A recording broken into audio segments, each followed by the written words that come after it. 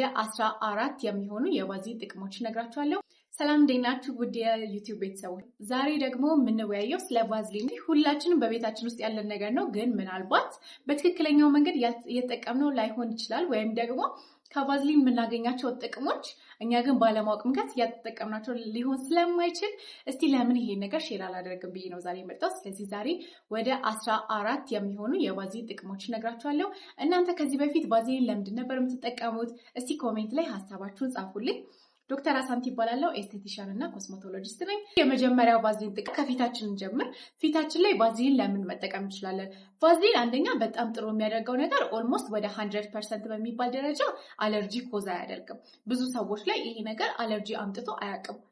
ሁለተኛው ደግሞ ነን ኮሞዶጄኒክ ነው። ነን ኮሞዶጄኒክ ማለት የቆዳን ቀዳዳዎች አይደፍንም ማለት ነው። ግን ብዙ ጊዜ ፊት ላይ የምንቀባ ከሆነ የሚመከረው የደረቅ ቆዳ ታይፕ ላላቸው ነው እንጂ ብጉር ላለባቸው ሰዎች አይደለም። ብዙ ጊዜ ያው ብጉር ፕሮን የሆኑ አክኒ ፕሮን የሆኑ ወይም ደግሞ ለብጉር ተጋላጭ የሆኑ የቆዳ ታይፖች ትንሽ ነገር ነው የሚፈልጉት ያንን የቆዳችን ላይ ያለውን ቀዳዳ ለመድፈን እና ወደ ብጉር ለመቀየር። ስለዚህ ብዙ ጊዜ ፊት ላይ የሚቀባውን ፓርት ፊታችሁ ወዛማ ከሆነ ወይም ደግሞ ብጉር የሚወጣባችሁ ከሆነ ባትሞክሩት ይመረጣል።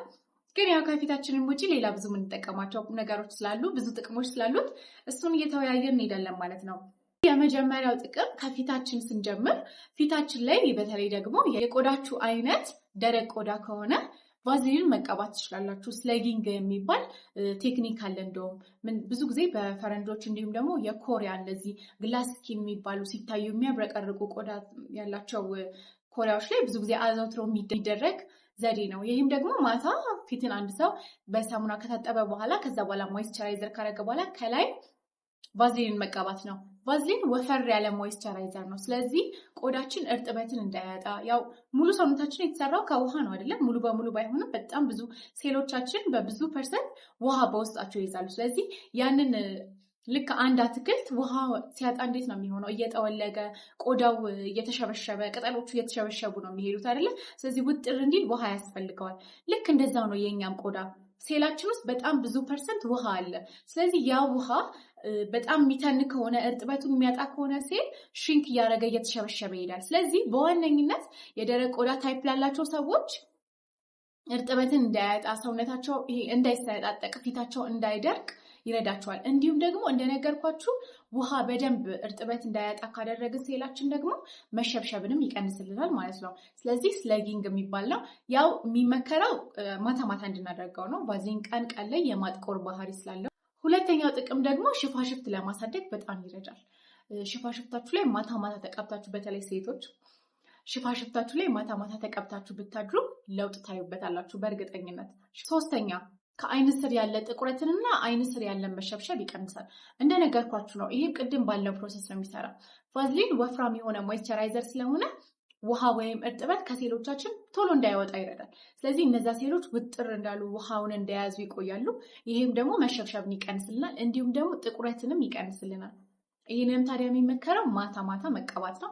አይናችን ስር ስለሆነ ሳሳ አድርገን ወይ አነስ አድርገን ነው መቀባት ያለብን። ቅድም ስሌጊንግ ያልነው ላይ በደንብ ነው የምንቀባው። ይሄን ግን ሳሳ አድርገን አይናችን ስር ተቀብተን ማዳን እንችላለን። መሸብሸብንም እንዳልኳችሁ ቆዳችን ውጥር ብሎ እንዲቆይ ስለሚያደርግልን። ከንፈራችን አለ።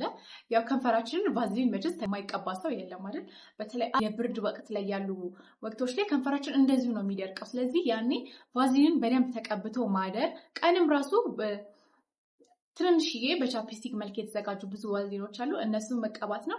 ሶስተኛው ጥቅሙ ደግሞ ከንፈራችንን ለማለስለስ። አራተኛ ደግሞ ሜካፕ ሪሙቭ ለማድረግ። ሜካፕ ሪሙቭ ለማድረግ ስንል አንደኛ ሊፕስቲክ የምንቀባቸው ማት የሚባሉ ሊፕስቲኮች አሉ አይደለ?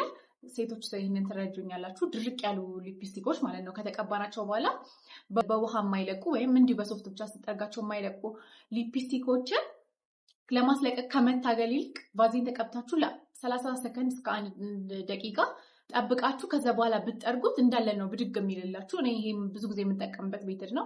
ሁለተኛ ደግሞ አይላይነር ስትስሉ፣ በተለይ አይላይነሮቹ ወተር ፕሩፍ ከሆኑና የማይለቁልን ከሆነ ቶሎ አይላይነራችሁን ስትሰሩ ትንሽ ነገር ከተሳሳታችሁ ቫዝሊን ትንሽ ቀብታችሁ ወዲያው ጥርግ ብታደርጉት ይጠፋላችኋል። ሌላኛው ደግሞ ብዙ ጊዜ ሜካፕ ከተሰራም በኋላ አይላሽ ከተተከለልን በኋላ ይሄ ሙሉ ረዥሙ ማለት ነው፣ ዋን ባይ ዋን አይደለም፣ ሙሉ ረዥሙ አይላሽ ከተተከለልን በኋላ ሜካፑን ሪሙቭ ካደረግን በኋላ እሱ ማንሳት ትንሽ ህመም አለው። ግን ቫዝሊን ብትቀቡትና ትንሽ ብትጠብቁት ያለሰልሰዋል ያንን የተጣበቀበትን ማቴሪያል። ስለዚህ ቶሎ ይነሳላችኋል። ስለዚህ አራተኛው ጥቅም ደግሞ ሜካፕ ሪሙቭ ለማድረግ ይሆናል ማለት ነው። አምስተኛው ጥቅም ደግሞ ፕሮዳክቶችን ስንጠቀም ሬቲኖል፣ ትሪቲኖል ወይም ደግሞ ቫይታሚን ኤ ብዙ ጊዜ እነዚህን አክቲቭ ኢንግሪዲየንት ስንጠቀም የማቃጠል ወይ የመቆጥቆጥ ባህሪ ያላቸው። ይሄ ነገር ደግሞ ብዙ ጊዜ አይናችን ስር፣ አፍንጫችን ዳርዳር፣ ከንፈራችን ዳርዳር በጣም የማቃጠል ባህሪ ያለው እና ሬቲኖል ከመቀባታችሁ በፊት እዛ ቦታ ሴንሲቲቭ ከሆነ መጀመሪያ ቫዝሊን እሱን መቀባት ነው።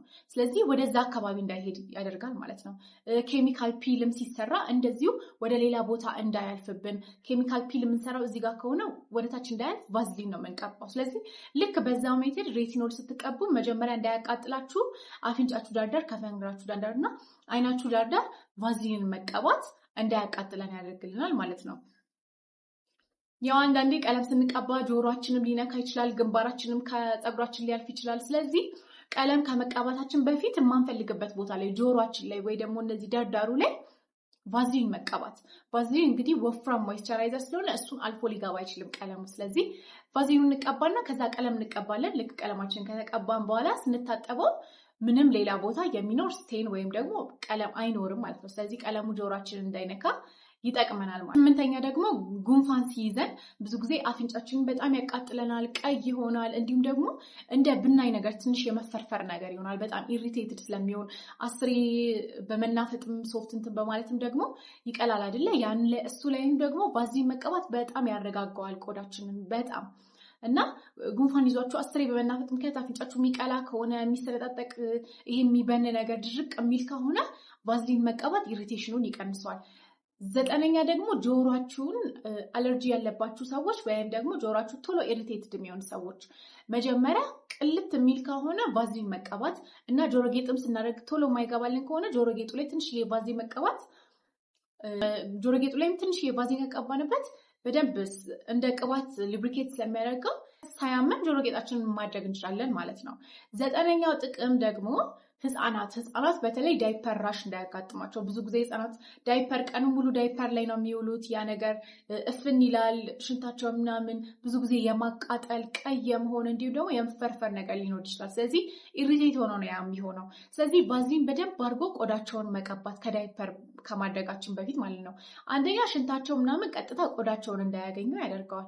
እንዲሁም ደግሞ እዛ ውስጥ በሙቀቱ እፍን በማለቱ የሚመጣባቸውን ኢሪቴሽን ይቀንስላቸዋል። ዘጠነኛ አዲስ ጫማ ስታደርጉ የሚቆርጣችሁ ሰዎች ከኋላ ከተረከዛችን በላይ ማለት ነው የሚደማባችሁ ሰዎች አዲስ ጫማ ከማድረጋችሁ በፊት እግራችሁ ላይ ትንሽዬ ቫዝሊን ብታደርጉ ያው ቫዝሊን ሉብሪኬት የማድረግ ባህሪ ያለው ወይም ደግሞ የማለስለስ ባህሪ ያለው። ስለዚህ እሱን ማድረግ ጫማው እንዳይቆርጠን ይረዳናል። እንዲሁም ደግሞ ወፍራም ሰዎች ስትሄዱ ወፍራምን ባትሆኑ ደግሞ ስትሄዱ በተለይ ሴቶች ቀሚስ ስናደርግ ምናምን ይሄ ባታችን ትልቅ ከሆነ ይሄ ይፋተጋል አይደለ? ፍሪክሽን ስለሚኖር ቫዝሊንን መቀባት ምክንያቱም ፍሪክሽኑን ይቀንሰዋል። ያ መፋተጉን ስለሚቀንሰው ብዙ ሰው የማያውቀው የቫዝሊን ጥቅም ደግሞ ቆዳችን የሆነ ነገር ሲቧጭረን ወይም ደግሞ ሲቆስል ቁስል ለመዳን በራሱ ውሃ ይፈልጋል ወይም ደግሞ እርጥበትን ይፈልጋል። ሴሎቻችን ደረቅ ሆኖ አይደለም የሚሰሩት። እንደነገርኳችሁ ውስጣቸው እያንዳንዳቸው የሆነ ያክል የውሃ መጠን አላቸው። ስለዚህ እሱን የውሃ መጠን እንደያዙ መቆየት አለባቸው ራሳቸውን ለማደስ ማለት ነው። ስለዚህ እኛ ቫዝሊን ከላይ ስንቀባ አንደኛ ሌላ ውጭ ያለ ባክቴሪያ ወደ ውስጥ እንዳይገባ እንረዳለን። ሶስተኛ ደግሞ ቁስሉ እንዲድን እናፋጥነዋለን ማለት ነው። ስለዚህ የሆነ ነገር ቀጣይ ሲቧጭራችሁ ወይም ደግሞ ሲቆስልባችሁ እስቲ ቫዝሊን ተቀቡበት። በጣም የሚገርመው ደግሞ ቁስል ጠባሳ ሳይኖረው እንዲድን ሁላ ይረዳል። ለተሰነጣጠቀና ለደረቀ ተረከዝ ይህንን በቃ እኔ 100% የምፈርምበት ነገር ነው። መጀመሪያ እግራችሁን ለብ ባለ ውሃ መዘብዘፍ፣ ከዛ በኋላ ከታጠባችሁት በኋላ ቫዝሊን መቀባት። ከዛ በኋላ የሆነች ትንሽዬ ፕላስቲክ ነገር አድርጋችሁ ቫዝሊኑን በደንብ ነው የምትቀቡት። ይሄ ትንሽዬ ሳይሆን በደንብ ወፈር አድርጋችሁ ከቀባችሁት በኋላ ላስቲክ ነገር አድርጋችሁ ከዛ በኋላ ካልሲ አድርጎ ማደር። እመኑኝ በጣም በጣም በጣም ተረከዝ ያለሰልሳል። ስለዚህ ለተሰነጣጠቀ ለደረቀ ተረከዝ ቫዝሊን በጣም አሪፍ መፍትሄ ነው። ስለዚህ ምንም ችግር የለውም። ጠዋት እንደዛ አድሬ ጠዋት ላይ ብርድ ይመታኛል እንደዚህ ይሆናል ምንም አታስቡ። ጀስት ማታ ላይ እግራችሁን ዘብዝፉ፣ ቫዝሊናችሁን ተቀቡ፣ ከዛ ካልሲያችሁን አድርጋችሁ እደሩ። ጠዋት ላይ ምንም ነገር ማድረግ አይጠበቅባችሁም። ግድ እሱን በሳሙና ታጥባችሁ ማስለቀቅ የለባችሁም። ብርድ የሚባል ነገር የለም በቃ በዚህ እኔ ብርድ የመታው ሰው አጋጥሞኝ አያውቅም። ግን ብዙ ሰው እንደዛ ያለ ስለሚፈራ ነው።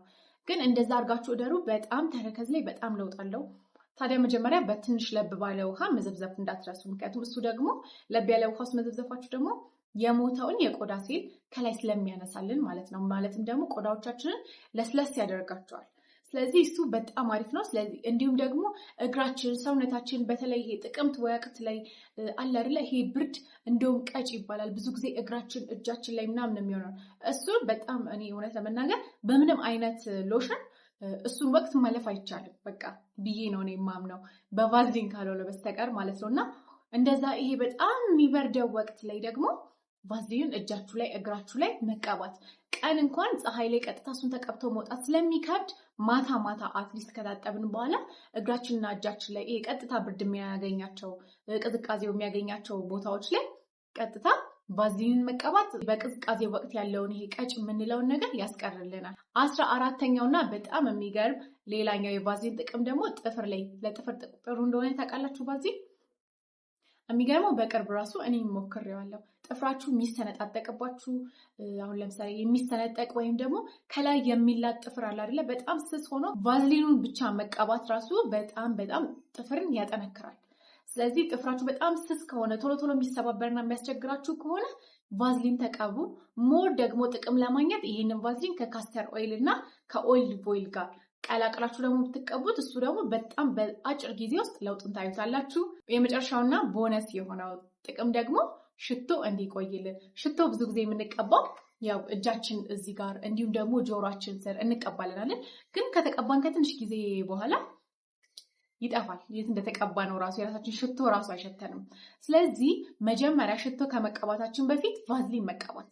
ስለዚህ ፐልስ ፖይንቶቻችን ላይ ወይም ደግሞ ይሄ ደም ስራችን ያለበት ቦታ ላይ አንደኛ እጃችን እዚህ ጋር እዚህኛው ጋር እንዲሁም ደግሞ ይሄ ጆሮአችን ጀርባ ሽቶ የምንቀባበት ይሄ ጆሮአችን ጀርባ ማለት ነው። መጀመሪያ ቫዝሊን መቀባት፣ ከዛ በኋላ ሽቶውን እላዩ ላይ ማድረግ ማለት ነው።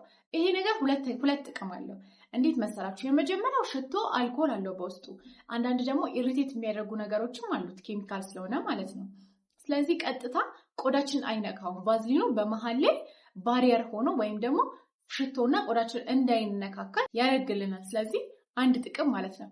ሁለተኛው ደግሞ ቫዝሊን እንዴት እንደሆነ በማይታወቅ ምክንያት ሽቶ እንዳይጠፋ ያደርጋል። ሽቶ ከመቀባታችሁ በፊት መጀመሪያ በጣም በስሱ ትንሽዬ ቫዝሊን እጃችሁ ላይ እዚህ ጋር እንዲሁም ደግሞ አንገታችሁ ላይ አድርጋችሁ ተቀቡ። ቀኑ ሙሉ ያ ሽቶ ከላያችሁ ላይ ሳይጠፋ ነው የሚውለው።